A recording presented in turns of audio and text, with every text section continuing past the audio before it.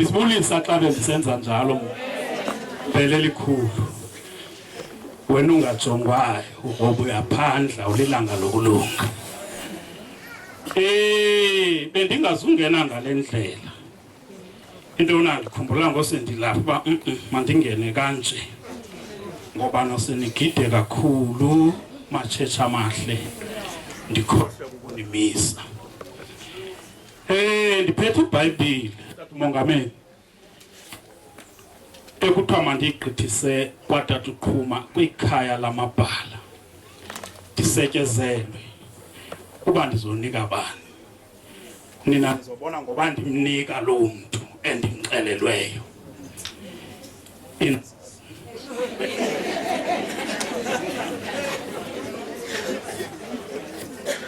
ingoma bendizoyicula apha ivesi yokugqibela kulamaculo aseCheshu 304 ithungo yi kungadinwa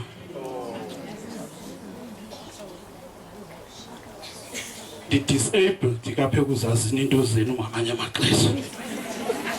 mna ke ndiyawucela kubawo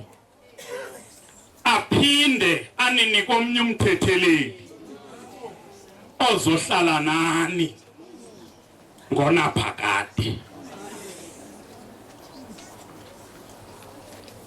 mosiba uyazi umthetheleli ngabantu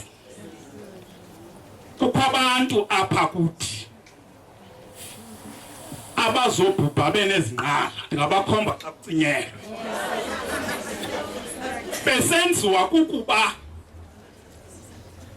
bathathelwe izinto zabo ngobumenemene nobuqhetseba ngabulaza ke emva kobethibene noYesu wathi noba intoni kabane ndithathe ngento bendizibisa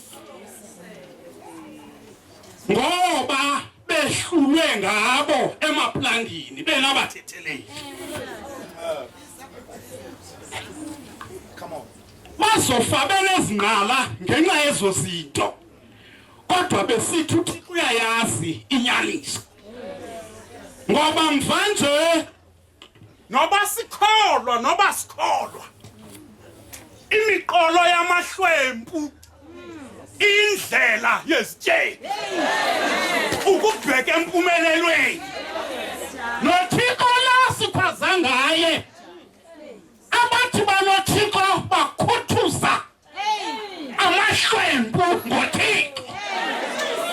bantwana basabathandwa ngubawo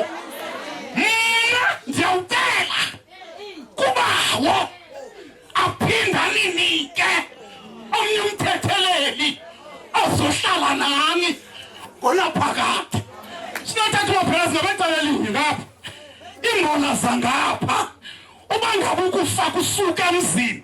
kuthe gqolo akusuki bantwana bakaThixo insizwa imbola besiye sihambe zithatha amadoda zimke zibhekele ulwalweni okanye emva koba sivuye emntwini abembalwa amathuba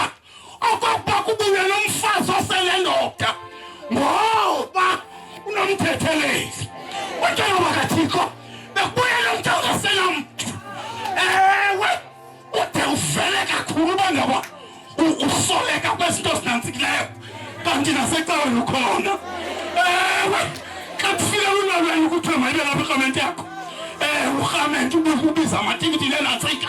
apha emnantsikeni bantwana bakaba kodwa ngenxa yomthetheleli uYesu uzophinda ahlale nani khona phakade uthi kuYesu xa ethetha lo mthetheleli ngumoya oyingcwele umuntu engenawo umoya amabhala umoya kaThixo uyachaphazeka ingakumbi icawa ngosezingaka kufika umuntu akufake yakhe ivangeli ava kunika umthetho wakhe uzogqibela uthi kwampenisela thatha imali yakho uyayifaka apho siyabantwana bengahle kanti kunomthethelela umoya uyazokugcina abantu abakwenu okwesikhubukazi sifukamela amantshontshazo amen ngicela